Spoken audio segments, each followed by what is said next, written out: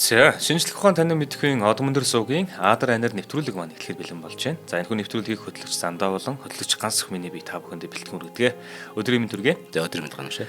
За, нэвтрүүлгийн маань ивент тэтгэгчээр Wellbe Shop-ийн хамт олон маань ажиллаж байна. Мөн дээрээс нь Дүүрэн Эрдэм сургуулийн хамт олон маань ажиллаж байгаа. Нэвтрүүлгээ та бүхэн маань NTV телевизээр болон одон өндөр радио 83.3 107 хослогооноор хүлээн аван сонсож байна.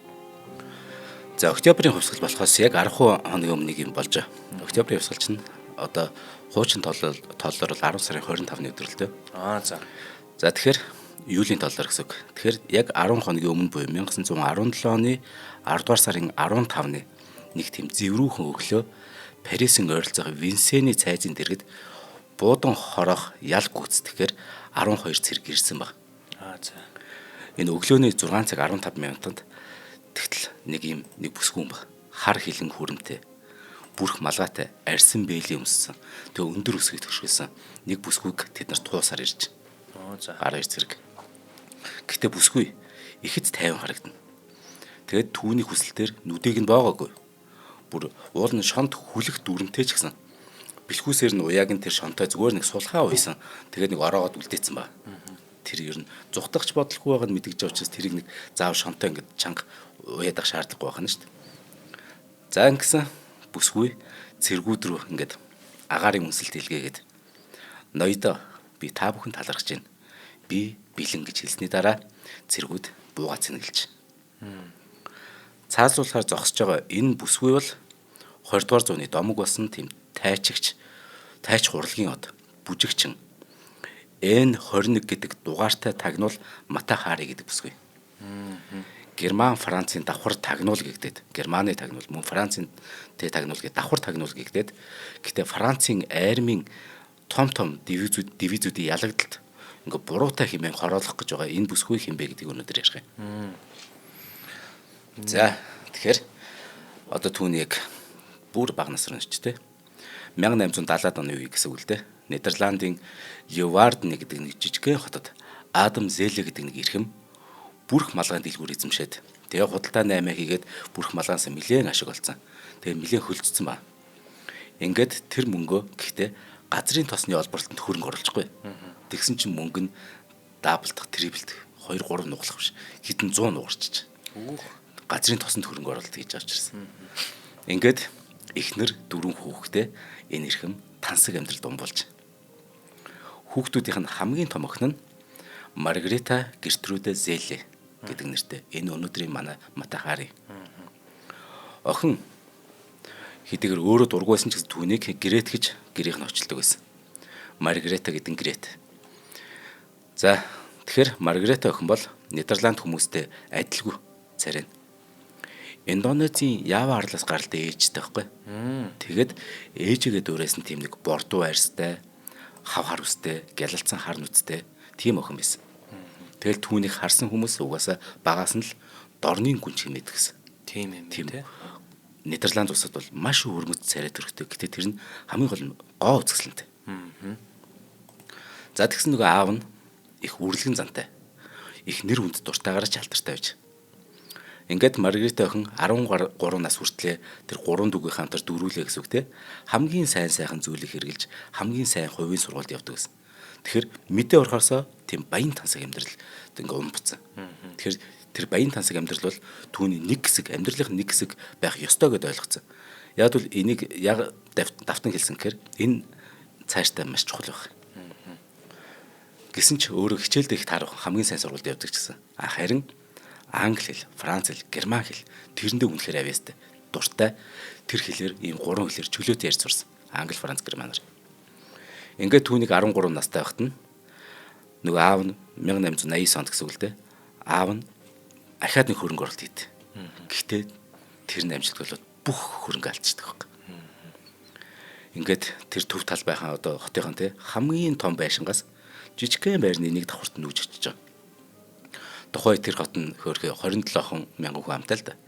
Гэхдээ тэдний амьдардаг тэр хотод аавынх нь нэр хүнд маш өндөр байсан бол тэр зүйлээс болоод нэр хүнд нь ингээд бүр газар унж.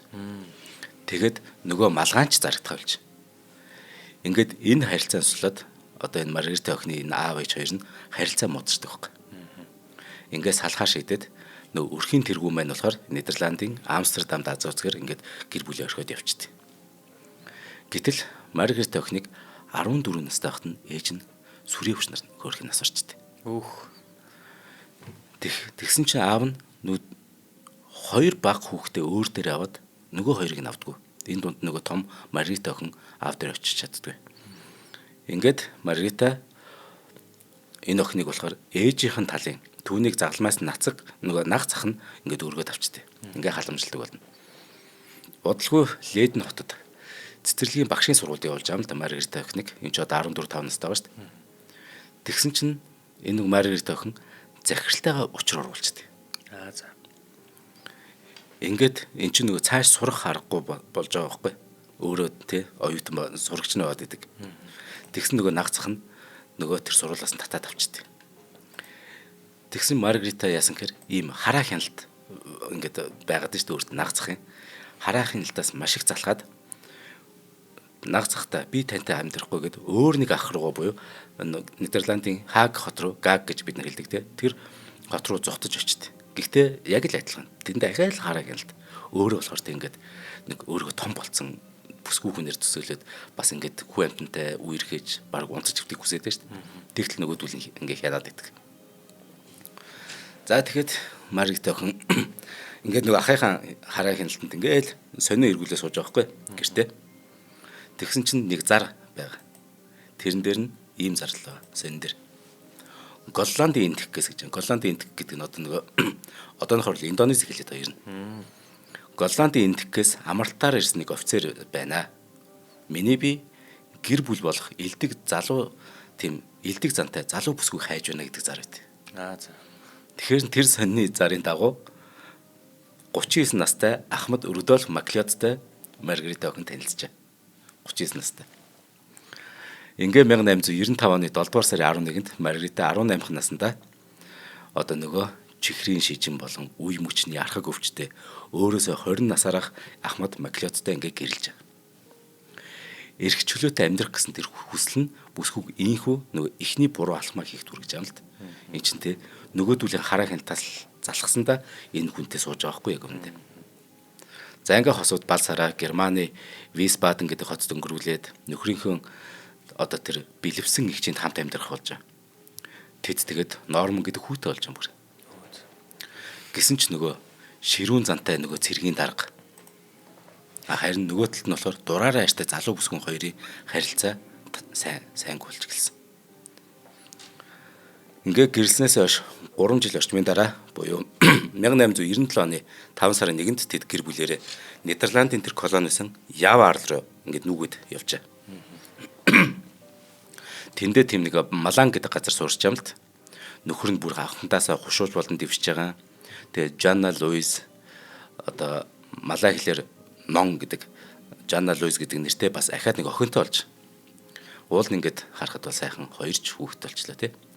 Тэр Малан гэдэг газар нь болохоор далайн түвшнээс дээш хэдэн 100 м өндөр төрөгцсөн нөгөө далайн эргийн тэр газруудыг бодвол тийм болохоор харьцангуй сэрэн уур амьсгалтай. Тэгээ үзэж харах зугаац зүйл ихтэй газар. Тэгээд нөгөө халуун уур амьсгалаас тэр ядарч туйлдэж те өөдөж байсан Маргаритт болохоор яг энэ Малан гэдэг газар нь их гоё одоо яг сэргээсэн үйл явдал байхгүй. Ийшээ нөгөө нүүж ятсан. Ингээд Маргарита ингээд эн чинь үзэж харах юм ихтэй газар гэж байна шүү дээ. Тэгэхээр нутгийн тэр зан заншил, уламжлал ялангуяа тэр бүжгийн урлагийг нь маш их сонирхдаг. Одоо тэр Индонезичүүд. Яг энэ үеэр Нидерландын хатан хаан Вильхельминаг сэнти залах ёслол зориулсан жүжиг тоглогдох болоод нэг хатан хааны дүрд нэг охины хайжаа.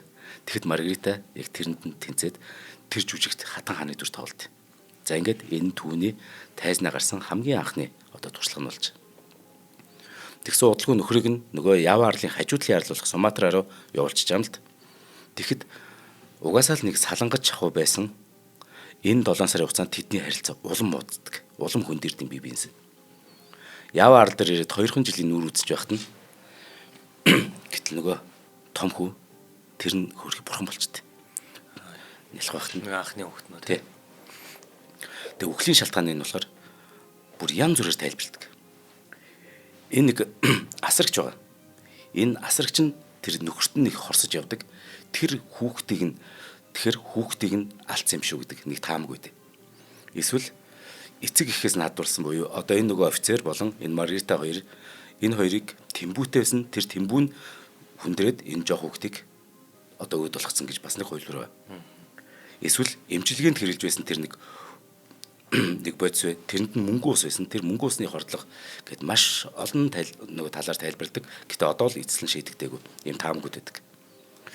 За гэтэ охин бас биеийн муцсан. Гэтэ азар амьд үлдсэн. Нөгөө бяцхан охин.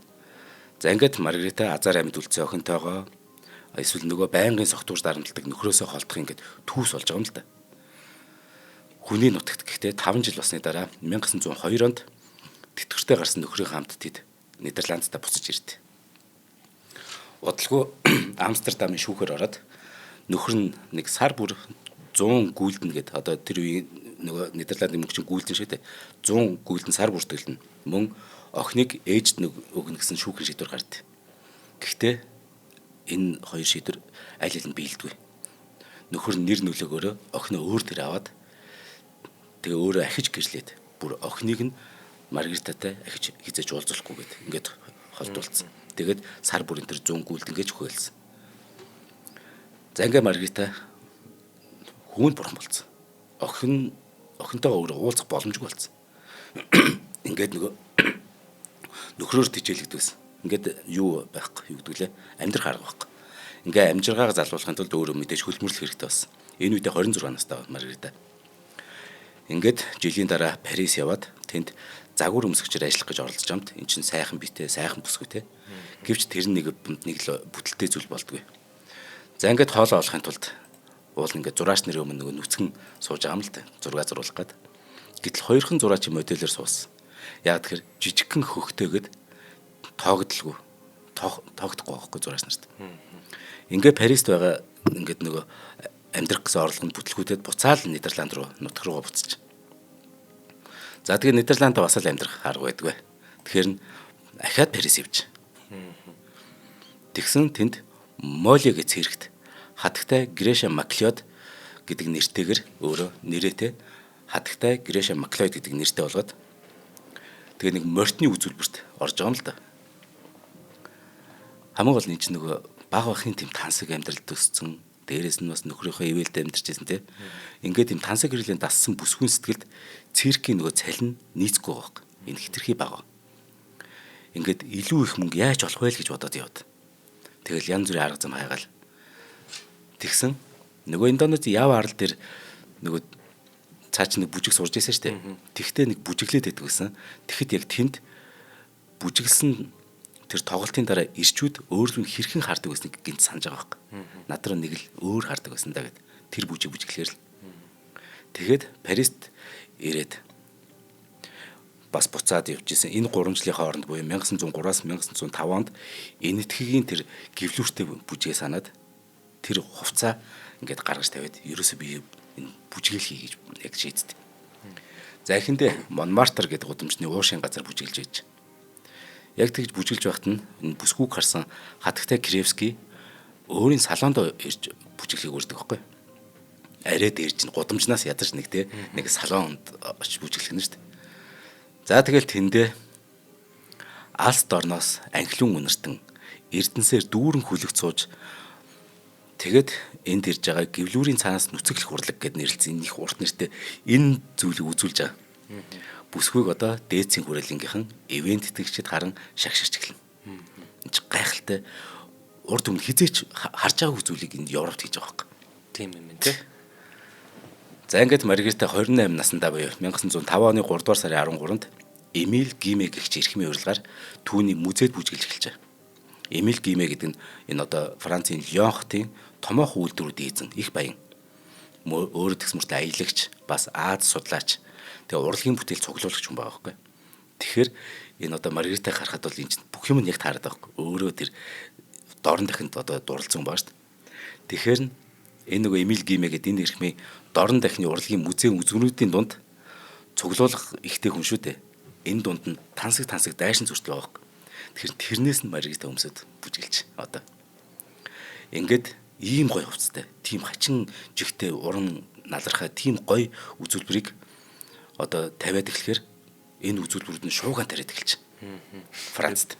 Бидний мэддэг belly dance мэнсэрхүү юм уу? Тэгээ хувцас нарыг харахаар Харин тиймэрхүү бас тий. Тиймэрхүү юм. Тэгтээ чи Европт анх удаа харж байгаа Тийм юм юм байна тий.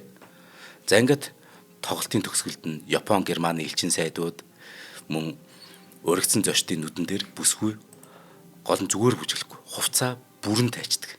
Ааха. Тэгээд Шууган. зөвхөн одоо бугуйвч, совдон зүйлт хоёртой л одоо үлддэг. Ийм эротик бүжгээ дуусгахад Европт тэр байсан хүмүүс Францд байсан бүгд алмарч. Одоо манай найрч угаасаа яг тэр зургийг нөө. За ингээд байлдан дагуулах мөрөөдлөө орхиогүй Нидерланд эмэгтэй энэ уян хөдөлгөөн гоо үзэсгэлэнгийн өмнө Парис ингээд дээд цэврүүлэн сөхөрч байгаа. Гоо үзэсгэлэнгийн өмнө. Энэ үдэш Маргарита Матахари гэж зарлуулд өөрийнх нь нэрэг. Энэ болохоор Индонез буюу тэр малай хэлээр Матахари гэдэг нь нар эсвэл өдрийн нүд гэдэг ч юм уу тийм утгатай. Одоо eye of the day ч лөө. За ингээд нөгөө баян эрхэм байгаа шүү дээ нөгөө Леоны. Ингээд залуу Америкийн тэр карьерт нь туслаа шийдсэн нөгөө эрхэм гимигийн дэмжлэгээр ингээд Маргарита Парисын дээд цэврэлэнд бүрэн нэвтэрч ингээд өөрийн байр сууриа бацтай тогтоож чадчих. Одоо түүнтэй ингээд хамгийн дээд зэрэглэлийн хүмүүс уулздаг гэсэн үг.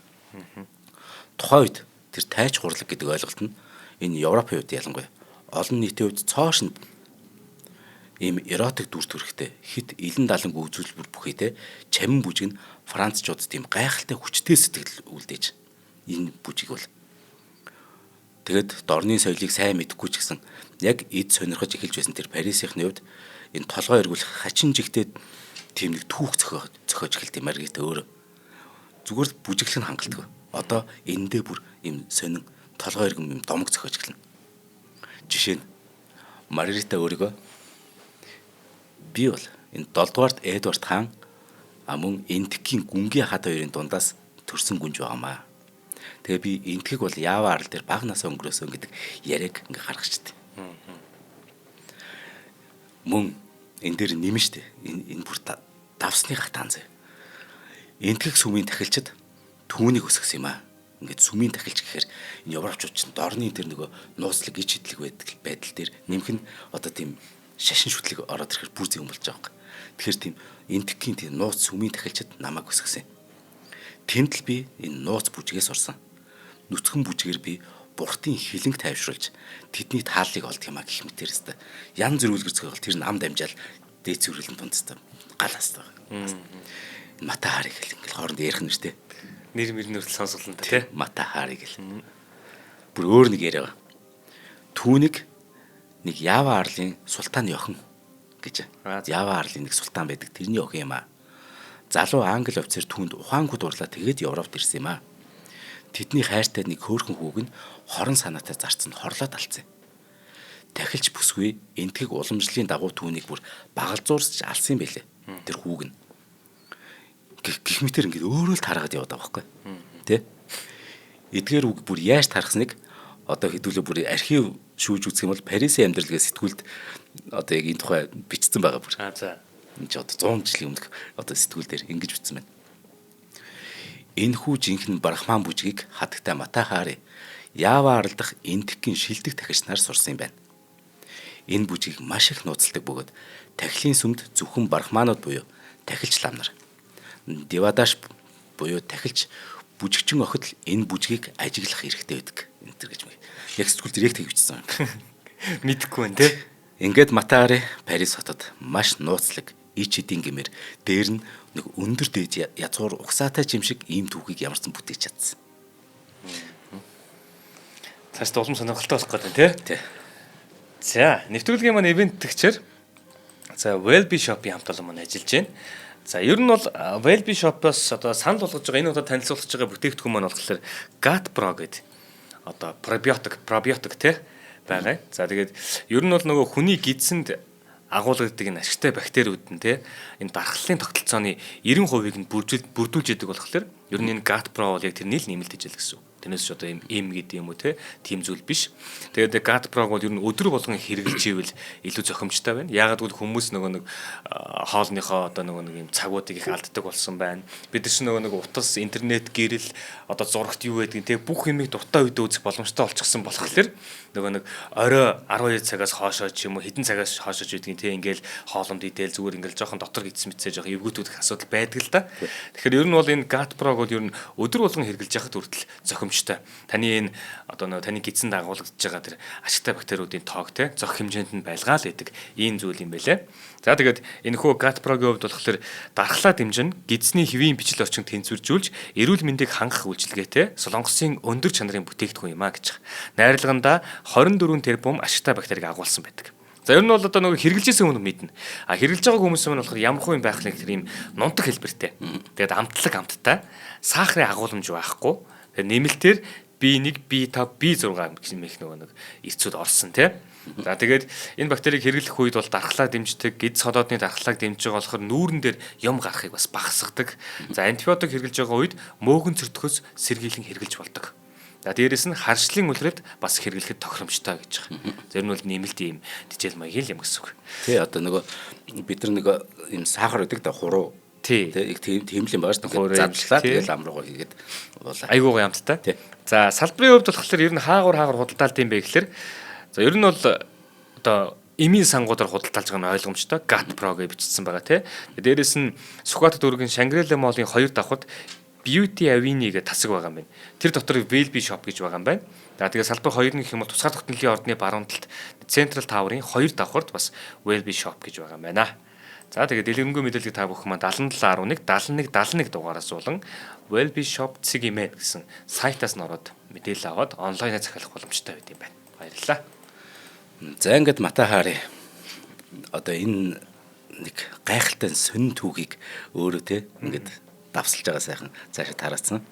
Одоо entertainment хийгээд тий. Тий, яг үнэ. Яг жинхэнэ яг супер одын тэр зүйлийг өөрөө зөнгөөр хийгээд байгаа хэрэг. Энэ ч бол продакшнууд гэдэг чинь одоо.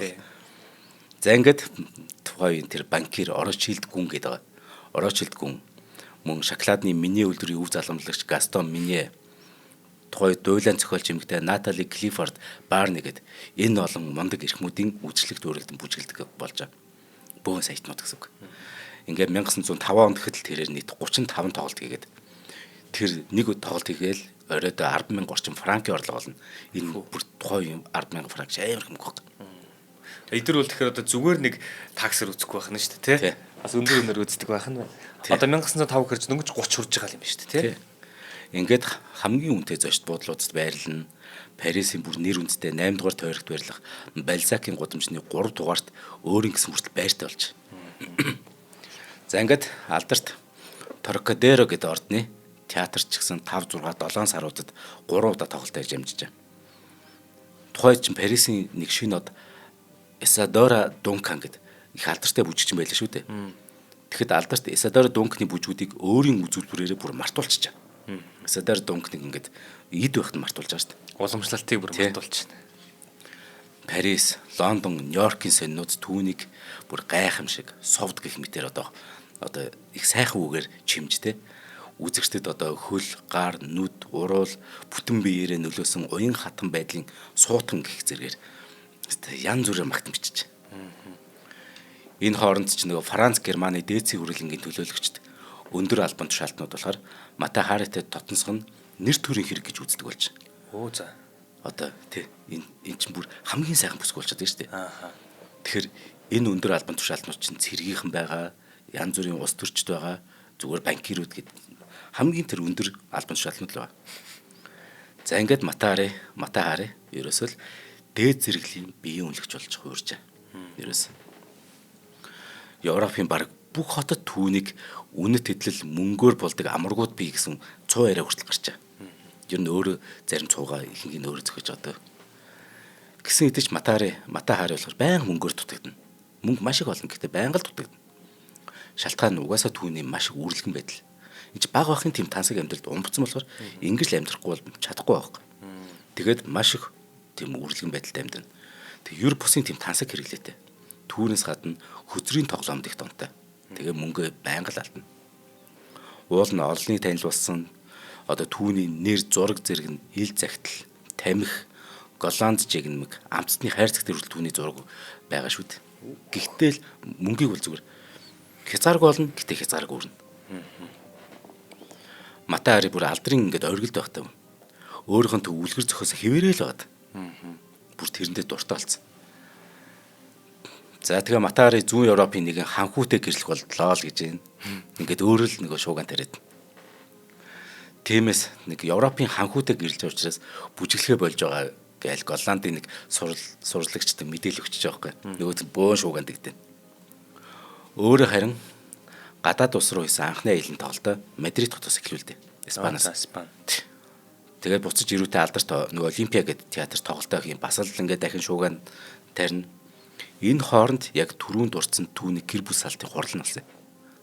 Яг энэ шүүх хурлаар тэр нүцгэн зургаасаа болоод буруутгагдж ялагдсан ч гэсэн олон нийтэд болохоор тэр шууганыг огт хүлээж аваагүй байхгүй.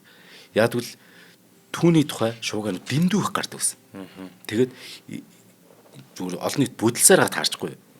Энэ юу нөхрөөсөө салж ийн үү болж ийн үү энэ хийн ч хамаагүй. Бараг үнийн юм уу хотлоо ялахгүй тийм ээ. Ийм юм бичигдэл байдаг гэж байж байгаа юм. Гэтэл цаана бол эн чинь эвгүй шуухарлаа байхгүй. Ингээд эн чинь охиноосоо салж байгаа хөрхий. За ингээд Монте-Карло хотод алдарт Жюль Масныгийн дүрт Саломе гэдэг хатны дүрт тоглож байгаа. Бүр дүр тоглож байгаа юм чинь. Одоо бол зүгээр нэг тий стриптиз биш. Тайч хурлаг биш. Тэгсэн бүр Австрийн Вен хотын Аполло театрын хаалгач түүнд үүд хаалга нээж байгаа бүр. Тэгэхээр ийм өөр зэрэглэлийн тэр том тоглолтууд оролцож тэр чинь нөгөө үзэгчд нь хүртэл маш нарийн мэдрэмжтэй гэсэн үг шүү дээ. Дөөр симфони сонсдог тий. Тэгэхэд мэдээж тэнцэнэ бүрэн нүцгэлэхэ болж байгаа юм л да. Матай хари гэхдээ энэ нэг гой чамин дайшинс давз энэ ер нь зургууд дэр нь түүнийхэн дотор энэ биений өнгөтэй бариу нэмгэн хувц өмсдөг болж. Ингэснээр алсаас харахад бол бүрэн нүцгэн юм шиг харагдана. Тэгсэн Австрийн тэр одоо нэг сэтгүүл байгаа. Тэр сэтгүүлийн нэр нь болохоор Вений шин сэтгүүл гэдэг нэртэй сони юм байна. Сонин баггүй. Тийм нэртэй сони. Тэгсэн 1906 оны 12 дугаар сарын 15-ны дугаарт түүнийг ингэж утсан ба. Эсадора Дункан үгүй боллоо. Матай хари мандтугай. Хүл нүцгэн бүжигчин хуучирч шинэ уран бүтээлч илүү гарлаа.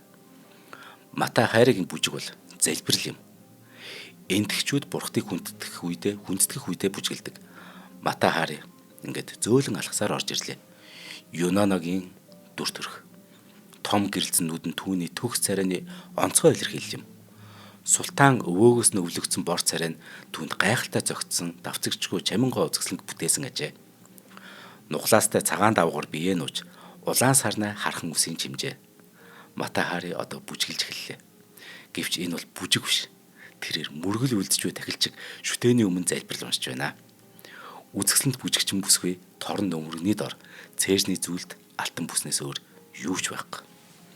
Хувцсны зоримог байдал нь багхан шууган тарьж мэдгч гисэн ёс бус зүйл огт алгаа энд. Уран бүтээлчийн тэр бүжгээрээ илэрхийлж буй зүйл нь цэвэр урлаг юм. Бүрэг ичимхий байдлыг хайр дурлал яснаар бүжиг төгсөж нөмрөг түүнээс унлаа.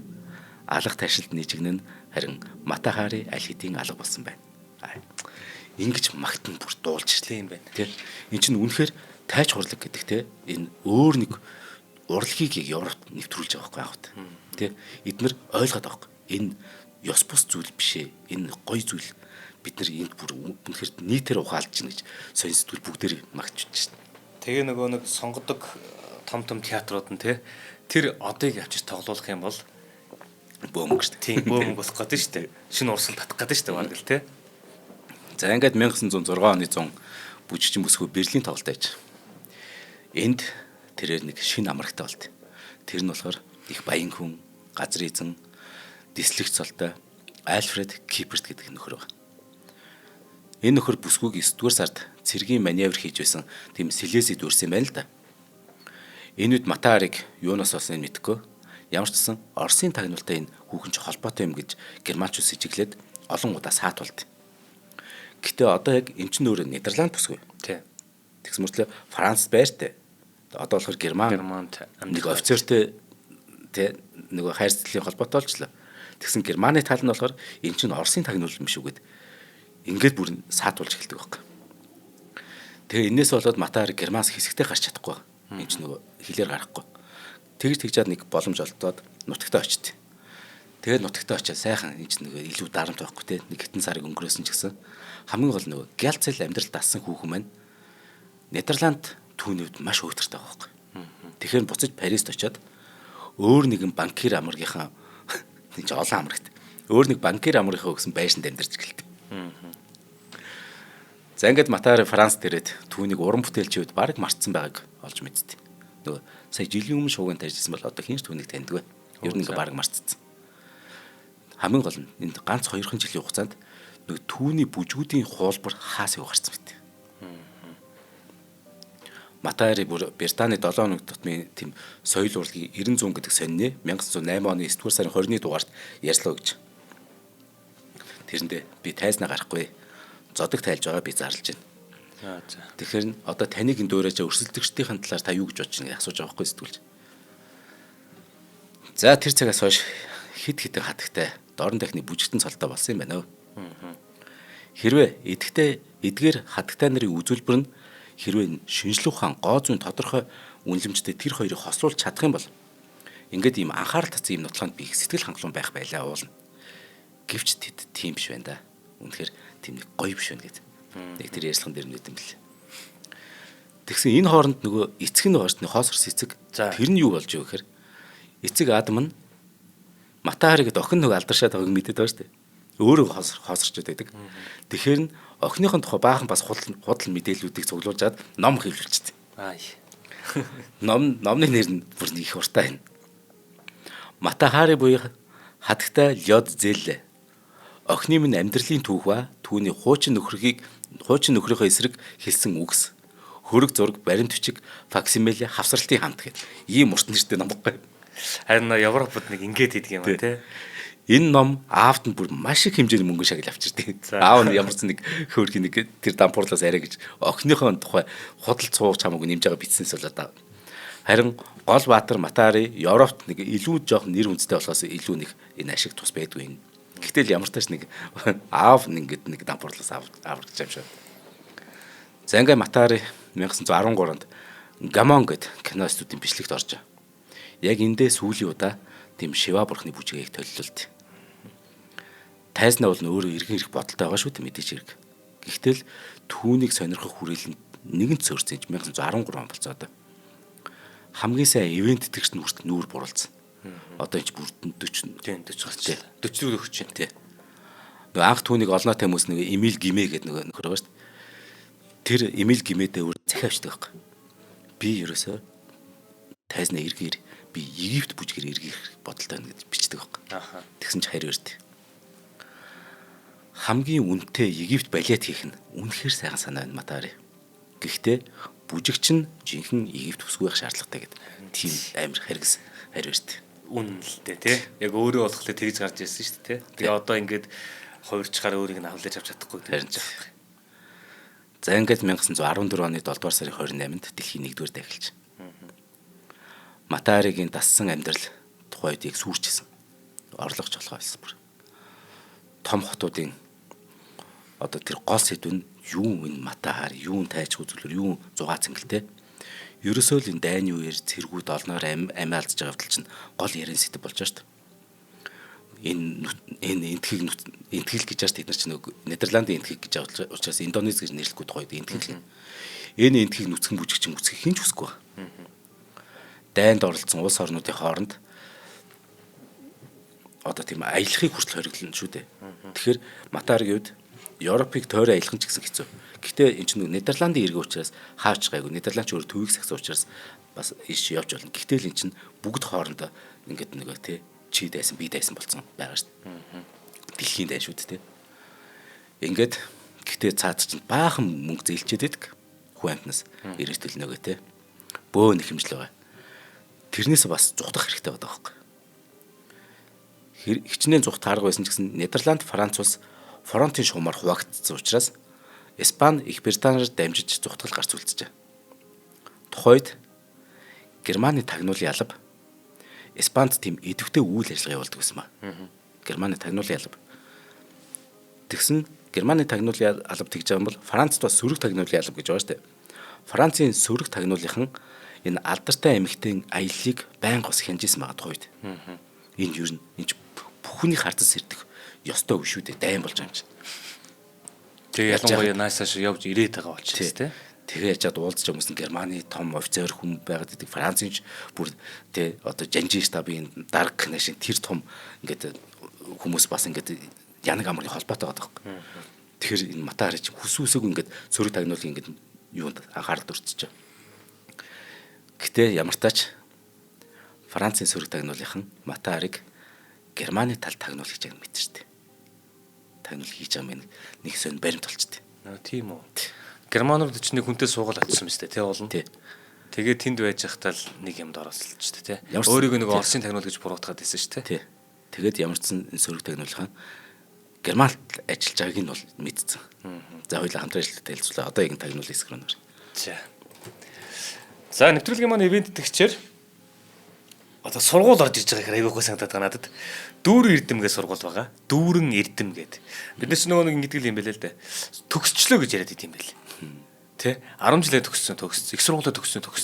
Яг хөө эсрэг талд нь уулан тэ 10 жилээ дүүргцсэн үү? Дүүргцсэн. Их сургуулаа дүүргсэн гэх гоё байгааз тэ. Нэг дүүрсэн гэд. Тэгээ яг энэ сургуулийн нэр надад айгүйх санагдаад. Дүүрэн эрдэм гэд. Ийм сургууль байгаа. За тэгээ энэхүү сургуулийн хувьд болохоор за маш их давуу талуудтай. Ер нь бол ингэж хэлээ. Сурагч бүрийг бүтээлч тэгээ мөрөөдөлтэй улам зориг дүүрэн хувь хүн болгон төлөвшүүлэх зорилготой. Одоо энэ чинь нэг боловсролын гэхээс илүүтэй хувь хүн болгон төлөвшүүлэх гэж байгааз. Тэгэхээр одоо нэг хүнээ буюу тэр хүүхдтэй бас нэг яг одоо зөвхөн боловсролоос гадна те хүн болгож хүмүүжигдэн тусалж яана гэсэн үг байхгүй? Тийм. Харин ч бараг л нөгөө яг боловсруулах гэдэг байгаа байхгүй? Тийм ээ тийм тий. Яг одоо боловсрол гэдэг утгыг яг бүрэн утгаар нь боловсрол дотор чинь нөгөө академик нь байна. Тоо, физик, газар зүйн байна. Мөн дуу хөгжим мөн бас хүн болох те. Яг энэ тэгээ биеийн тамирын гэ те. Бүгднийг нэг зэрэг чадахлуулж байгаа гэсэн үг. За ингээ 2025-аас 2026 оны хичээлийн жилээс одоо буюу энэ 25 оны 9 сарын 1-ээс гэсэн үг шүү дээ те. Кембрижийн олон улсын хөтөлбөр, за Монголын цөм хөтөлбөр, дүүрэн боловсрол хөтөлбөртөө нийцүүлээд дэлхийн боловсролыг дэрэгдээсээ чанартай болгох зорилтынхан хүрээнд одоо хүч ажиллаж байгаа. Тэгэхээр ер нь бол одоо 9-р сарын 1-ээс магадгүй та бүхэн маань хүүхдүүдтэй те сургууль хайж байгаа бол дөнгөж хүүхд чинь элсэж байгаа бол зөвхөн энэ дүүрэн эрдэм гэдгийн сургуулийг сонирхоод үзээрэй. Facebook нь болохоор дүүрэн эрдэм сургууль гэж байгаа. Тэ энэ дэр нэг хэдийн хэлчихье дээ. За. Яг л надад ихгүй санагдаад. За бяцхан сансар маань энэ жил ажилд орж байгаа. Дүүрэн эрдэм гэдэг одоо энэ сургуулийн 1-р ангийн хүүхэд болж сурагч болж байгаа маа. Тэгэхээр одоо дүүрэн эрдэм бол одоо надтай маш холбоотой болж хувирж байгаа гэсэн. Цааш та. Тэгэхээр энэ сургууль маань бага ангийн эсэлтэн дууссан. Тэгэхээр одоо дунд ангитай 6 7 8 10 дугаар ангиудтай эсэлт авч байгаа. Тэгэхээр энэ хэрв одоо сонсож байгаа хүн байвал 6 7 8 9 10 дугаар ангийн хүүхэд байвал дүүрэн эрдэм сургуульд оруулах юм бол энд нэг захирлын тэтгэлэг гэж юм явж байгаа шүү. За тий. 400 сая төгрөгийн тэм захирлын тэтгэлэг. Тэр нь ямар ч тэгэхээр жишээ болгож би зүгээр тоон жишээ шүү. Таны хүүхд 10 сая төгрөгийн төлбөр төлнө гэж бодъё л да жилийн. За төллөө. Дараа жил ахаад 10 сая төлнө шүү дээ. Яг энэ жил хэрэг орох юм бол 1 жилийн төлбөрөөр 2 жил сурах юм шүү. Энэ захирлын нэрмжлэл. Гэтэ энэ шалгалт авах юм. Тэгээ хүүхд чинь гайгүй, сурлагатай эсвэл гайгүй тийм мөрөөдөлт бол заавал нөгөө эн чинь бол гоё ярилцаж болно шүү дээ. Тэгэхээр энэ захирлын тэтгэлэгт хамрагдах боломжтой. Одоо хамгийн гоё ичэд хэсэг нь манай од мөндрийнхэн бид ямар олуулаа те энэ нэвтрүүлгүүдийг хийдэг үлээ. Од мөндрийн дугуулan энэ дүүрэн эрдэм сургууль дээр хичээлгээ. 5 өдөр болгоно 15 цагаас. Тэгэхээр энд таны хүүхэд дүүрэн эрдэм сурдаг бол үн төлбөргүйгээр манай од мөндрийнхний ингээд ээлжилж очиж заах тэр 5 өдөр болгоныг энэ дугууланд хамрагдах боломжтой. Хүсвэл эцгийнхэн ч цог сууж болно ш. Бүр бид бол те нөгөө л гоё ярьдаг юм а илүү ингээд иргэдээс нь ярих юм. За тэгээд 1-ээс 10 дугаар ангидаа шинэ хэлсэлт авч байгаа. Саяны хэлдгээрдээ захирлын нэрмжтийн тэтгэлэг бол маш гоё те. Бүр 400 сая төгрөг хүртэлх гэдэг байгаа байхгүй. Тэгэхээр чи одоо хичнээн л бол хичнээн хөвгт орж болно гэсэн үг. 6, 7, 8, 9, 10 дугаар ангийн хүүхдүүд элсэж болно. Энэ 9 сарын 1-ээс ахуулаад те. За тэгээд шалгалтын эзэн болох юм бэ гэхээр 7 дугаар сарын 5 буюу эх 7 хоногийн одоо хагас өдөр юм биш те. 2025 оны 7 дугаар сарын 5-ны өдөр модун таавны хичээлийн байранд 10 цагаас шалгалтаа өгнө гэж байгаа. За тэгээд ер нь бол сургуулийн хувьд хүүхэд бүрт тэгш хүртээмжтэй боловсролыг санал болгодог бөгөөд за тэгээд дүүрэн боловсрол хөтөлбөр, Кембриж олоосын хөтөлбөр, за тэгээд хятад хэл 4-р ангиасаа давхар үзэх хос хэлний хөтөлбөр, за 1000 ном хөтөлбөртэй, за тэгээд дуу хөгжим, бүжиг, зураг дизайн, скаут гэх мэт хүүхдийг хөгжүүлэх дугуйлан хичээллүүлж сурагч бүрт академик боловсрол те танин мэдэхүйн боловсрол, биеийн эрүүл мэнд, сэтгэл зүйн боловсрол, нийгмийн харилцааны боловсрол, хувь хүний хөгжил зэргийг цогцоор нь олгодог гэж байгаа. За тэгээ илүү дэлгэрэнгүй мэдээллийг манайхан Facebook-ийн дүүрэн эрдэм сургууль гэд кириллээр бичээд ороод мэдээлэл аваарай. За уцтаад асууя гэх юм бол 9963 7963 86 дэгдүрүү 87 44 гэсэн утас байгаа. Цаашдаа илүү дэлгэрэнгүй мэдээлэлүүд нөгөө явна те. За баярлалаа. За тэгэхээр Францын сөрөг тагнуулынхан Матаарыг германчууд тагнуулаар эсвүүлчлээ гэж бодож байгаа шүү дээ. Ямар ч бүжигчин эмэгтэй германчууд хизээ тагнуулыг эсвүүлсэн тэр цаг хугацаа нөхцөл байдал өнөөдөр хүртэл тодорхойгүй. Зөвхөн Францын сөрөг тагнуулт гэсэн юм. Тэгэхээр яг Матари Германы тагнуул байсан үг би л мэдэхгүй шүү. Яг нэг баримт олсон гэдэг байна тий. Үгүй тэд нар олсон л гэж байна шүү дээ. Тий. Ямар ч гэсэн Францын сөрөг тагнуулынхны үздгээр бол Матарыг дайн эхлэхээс өмнө германчууд илсүүлсэн гэж үздэг.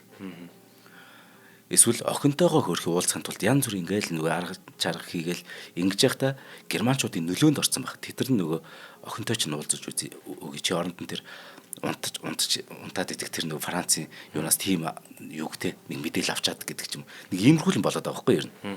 Тийм таамаг байдаг зүгээр.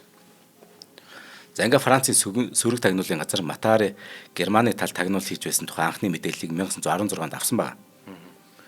За ингээ Матари өөрийгөө илчлэгцнээ ямар ч мэдсэн юм шиг байна. Намайг тагнуул гэд.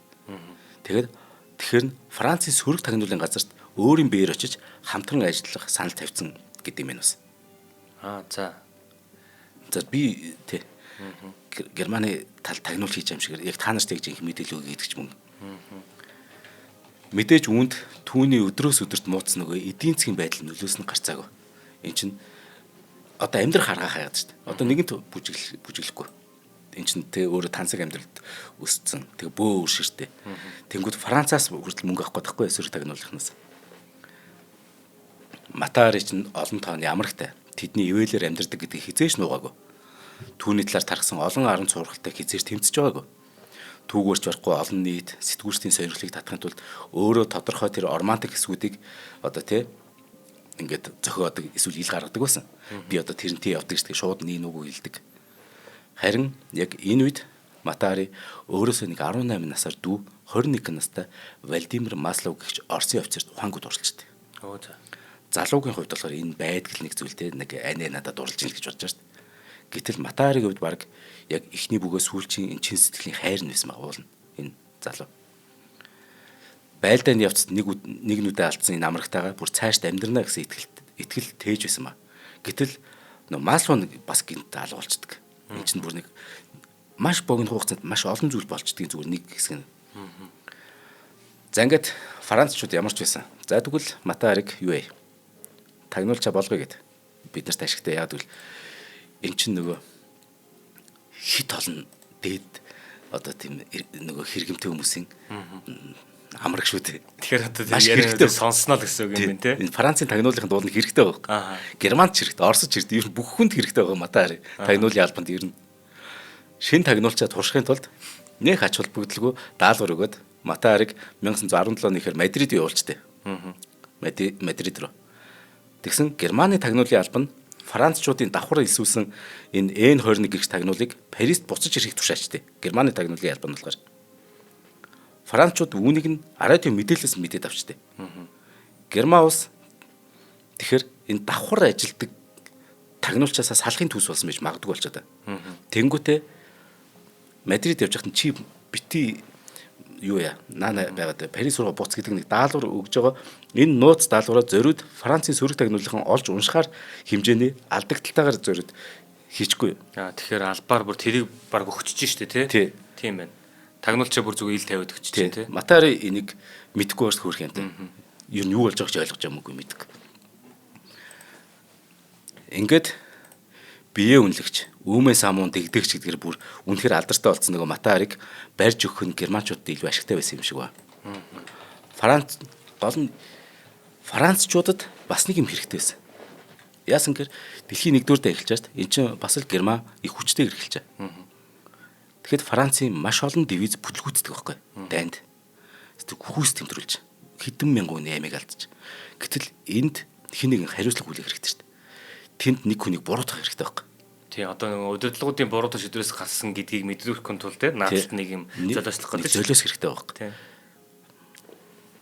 Тэгэхээр Францууд энэ Францын шугам дээр гарсан байлдаанд хэд хэдэн бүтгэгдэлтэй Мата харыг буруутгаж хариуцлагаас зугтгаж оролцдог ер нь. Ер нь эн чинь карьерийн туршид Нидерланд бүсгүй маань улс төр нийгмийн тэр цэргийн зүтгэлтнүүдтэй маш их харилцаж байсан. Матари санаатай эсвэл санамсаргүйгээр сэтгэнсэн эдгээр харилцаа холбоо илүү ихийг мэдж байгаа юм уу, мэдэх боломжтой юм шиг тийм сэтгэл төрүүлсэн мэдээлүүд нь эцэстээ түүнийг барих шалтгаан болчихгүй. Ингээд 1917 оны 2 дугаар сарын 13-нд түүнийг зочд буудлын өрөөнд нь баривчилж байгаа францчууд. Тийм байл. Тэр баривчлахад хувцс нь хүртэл те бэлтгэлгүй байсан шүү дээ. Өндөр өсгийд мөсгийдтэй ганган байсан шүү дээ. Ингээд Матариг Сен Лазар гэдэг тэр эмэгтэйчүүдийн шоронд авчираад 2 өдрийн дараа ганцаар хорих камерт хийж байгаа юм л да. Лам, эмч, хуульч, өмгөөлөгч энэ дөрвөн хүн л орж болно. Лам, эмч, хуульч, өмгөөлөгч. Гэтэл эн чинь нөгөө Матарид мөнгө зээлсэн баах болсон байгаа шүү дээ. За. Тэр чинь мөнгө олж амаар шүү дээ бид нар. Ингээд нэхэмжлээ шорон руу илгээж бөө нэхэмжлэр ирж шорон дээр нь наад Матарыг чинь өрөө төлгээд. Тэгээ бүтэн 5 сар болж байгаа юм л энэ чинь нөгөө түүнийг буруутгах гэж. За. Бүтэн 5 сарын дараа яллах дүгнэлт гараад ямар ч байсан хуучны амаргууд нь түүнийг өмгөөлөхийг болно оролдтын хөөрх юм. Бас нэг сайн хүмүүс зөндөө байгаа шүү дээ энэ чинь. Ингээ өшөөл үзүүлэх хүслийг удаа дараа илгээсэн болж тусыг олохгүй. Анх бүр ингээд од болж байх үеэс нь л таньдаг Матарыг бүр дахин шүтдэг 75 настай байсан Эдуард Клюне гэдэг өмгөөлөгч нь бүр шүүгчдийн өмнө сөхрөн унаад тэг ингээд өршөөгж ин ямар ч буруугүй штэ гэд байсан ч гэсэн ямар ч шүүх хурал болдгоор болоод дуусчаа. Энд ингэж үтсэн ба. Нэг шүүхийн шийдвэр гарчаа.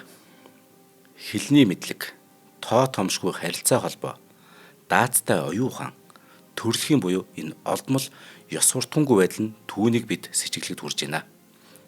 Тэрээр санаа зовлгүй ирчүүдийг ашиглаж даснаар тагнуулч болох тавилантай эмэгтэй төрөлд хамаарна гэдэг ийм цэргийн шүүхийн мөрдөн байцаагч шүүгч Ахмад Пьер Бушарданы хэлснийг үндслээд 17 оны 7 дугаар сарын 25-нд түүнийг давхар тагнуул хийсэн.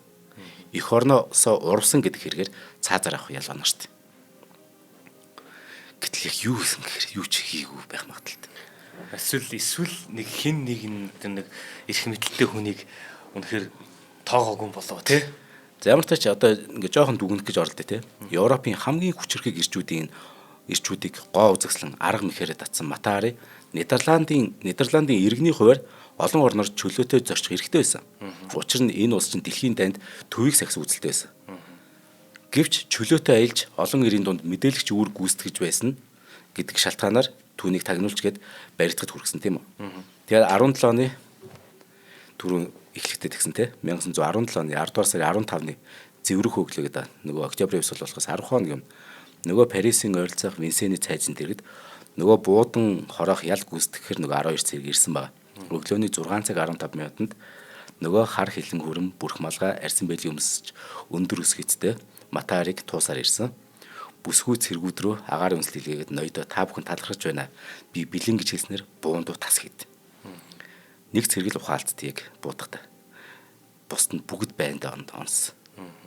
Ингээд нэгэнт бүх цэргүүдийн сум Матаригийн биед шивцэн байна шүү дээ. Гэхдээ баг дарга сүүлчийнх нь бүр найдвартай болгоод толгойд нь дахиж нэг буудснаар цааз ялыг ингээд ёсоор болгоод.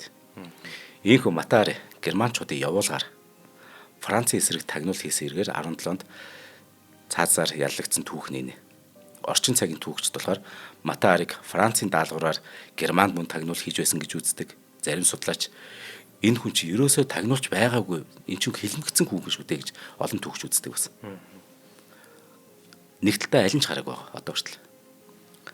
Мата Хари ялын тогтоол гүйцэтгэгчийг буугаад цэнгэлсний дараа буюу яг амьсгал хураахын өмнө, яг өөдөөс нь яг буудахын өмнө би завхаа зайдан байж болно. Би гэхдээ урагч биш гэж хэлсэн гэдэг нэг тийм яриа байт юм бас. Цааз ялыг гүйцэтгэхний дараа ямар ч тач Мата Харигийн цогцыг хинч нэг хэмжилтгүй их хөрг. Оршуулгын зардлыг даах хүсэлтэй нэг ч хүн байгааг. Тийм болохоор түүний цогцыг Сорбоны анагаах ухааны сургуульд хандивчихдээ. Түүний толгойг уусмалт хийгээд Парисын Анатоми музейд тавьт. Тэгтэл 1950-ад онд энэ нөгөө сургууль нүүх үедээ тэр толгой нь учир битгүүлгээр алгуулсан. Хайцсан бүүмд. Харин Мата Харигийн төрсөн тэр Нидерландын Левардны гэдэг хотод түүний нэрмж цан байдаг. Өнөө хүртэл цагаатгалыг нь хөөцөлцөөр байгаа. Одоо хүртэл энэ цагаатгах хэвээр энэ бүсгүй эх орон сурагч бишээ гэд одоо хүртэл ямар нэгэн шийд гараагүй л явж. Ямар ч байсан энэ сангаас төрсэн гэрийг нь музей болгох саналыг олонтой тавьсан. Тэгээд 76-нд түүний мэндэлсний 100 жилийн ой зориулаад нэг хөшөө босгосон байт. Одоо маань нэрлж хөшөөг харуулах. Энэ хөшөөнд Мата Харийг тийм нэг хувь заяаны эргүүлэгт сувдан шигтгэхтэй дорны хувцс өмсөн тэр бүжигчин эргэлзэж байгаар дүрслсэн. Одоо энэ дүрээр дэлхийд түүнийг санд орсд. За нэг юм гачин жигтэй түүх байна да. Тий. Мата Хари гэж их олон сонсч байсан юм. Тэгээ энэ эсвэл тэр нөгөө нэг Германаас одоо таамаг юм да тий. Германаас тэр давхар нэг тагнуулын юм явуулж байгаа шүү дээ тий. Тэр нөгөө нэг Германд дөнгөж суугч байсан тэгээ нөгөө нэг салж малцсан тэр залуу малууг хийж исэн юм байж ч магадгүй юм байна тий. Эсвэл нэг энэ булаацалдсан хэдэн хүмүүсийн хооронд юм байж магадгүй юм байна. Тийм гол нь эсвэл өөрөө юугаач мэдэхгүй байж байгаа л дуусчих байгаа юм шүү дээ баг л. Үгүй ер нь зөлжиж байгаа л миний бодлоор л. Яг тэгэхээр Францын тал чинь бөөх хөрлөгтэй дамсаж байгаа. Энд чинь 17 буруутан хэрэгтэй гэсэн үг үү те? Дайн болоод 14, 15, 16 баг 4 жил болчихлоо шүү дээ. Тэгэхэд энд нэг буруут хэрэгтэй байхгүй. Тэнгүүд Мата Хари ч өөрөө том нөгөө Францын офицеруудтай унтж хөвцдөг. Тэ? Тэгээд тэгсмөрчлөө Герман офицеруудтай бас эн чинь Янаг амргийн холбоотой байдаг. Тэгээ нэгэнтэй баг нөхөр болж исэн, ихний нөхөр болж исэн. Гэтэл хэрв тэ одоо ухаан тэр байрал дээр одоо тэгэр дайрын шүү гэдэг ч юм уу. Ингээд энэ мэдээлэлээс болж Францын 1000 цэрэг үгсэн гэдэг байгаа байхгүй юу? Энд чинь нэг байж боломгүй ингээд бодгор лог нэг хачин зөрчилтэй бац. Тэ? Тэр шийдгүүлэх бол тэр Франц ирчүүд нь шийдгүүлмээр юм. Ярьснараа яа. Мэдгүй юм да нэр. Одоо хүртэл цагаатгах гээд сан ман байгуулсан байх тий. За маш сонирхолтой дугаар байлаа. За 20 дугаар зууны одоо нөгөө нэг үзэсгэлэнтэй бүжигчин тэгээ дээрээс нь тагнуул гэж ер нь тодтолтой яваад идэг Мата Хари гэж юм ихтэй маань ийм амьдралыг туулсан юм байна тий. За нэвтрүүлгийн маань ивент итгэгчээр бол Welby Shop буюу Gat Pro хүнсэнд агуулгадаг ашигт бактериудыг нэмэгдүүлдэг нөхөө бүтээгдэхүүн маань хамтран ажиллалаа. За мөн дээрээс нь олон улсын хөтөлбөртэй дүүрэн эрдэм сургуулийн хамт олон маань бид бүхнийг ивент итгэн ажиллалаа. За тэгээ энэ нэвтрүүлгийг та бүхэн маань NTV телевизээр болон 83.3 107 хостолгооноор Одмондор радиогоор хүлээн аван сонслоо. За тэгээ дараагийн дугаараар уулзъя. За баярлалаа амшаа. За баярлалаа. Нэвтрүүлгийг хүлээн авсан Нарны аймгийн монголчуудаа баярлалаа. Одмондор сувг нь энэ мэтчлэн таны мэдхүйн мянган нэвтрүүлгийг 2026 оны 7 сарын 1 хүртэл та бүхэндээ хүргэх юм. Их хэлээрээ шинжлэх ухаан танин мэдхүйг түгээхийн үлсэд нэгтгэх хүсвэл та бидэнд хандив өгөх боломжтой. Та нэг нэвтрүүлгийг 100 төгрөгөөр буюу 1000 нэвтрүүлгийг 100 мянган төгрөгөөр үнэлээд биднийг дэмжээрэй. Жилдээ ганцхан удаа 100 мянган төгрөгөөр биднийг дэмжснээр шинжлэх ухаан танин мэдхүйг түгээх энэ үйл хэрэг амжилттай үргэлжлэх юм. Одмондор нэр дээрх Худлаа ажлын банкны данс байгаа 4191 Тэг 4 518. Та 100 мянган төгрөгөөр шилжүүлэхдээ гүйлгээний утга дээр нь өөрийн нэр болон утасны дугаараа заавал бичээрэй. 100 мянган төгрөг хандалснаар Одмондор сувгийн алтан гишүүн болох юм а. Шинжлэх ухаан танин мэдхгүй Монголд ялах болтугай.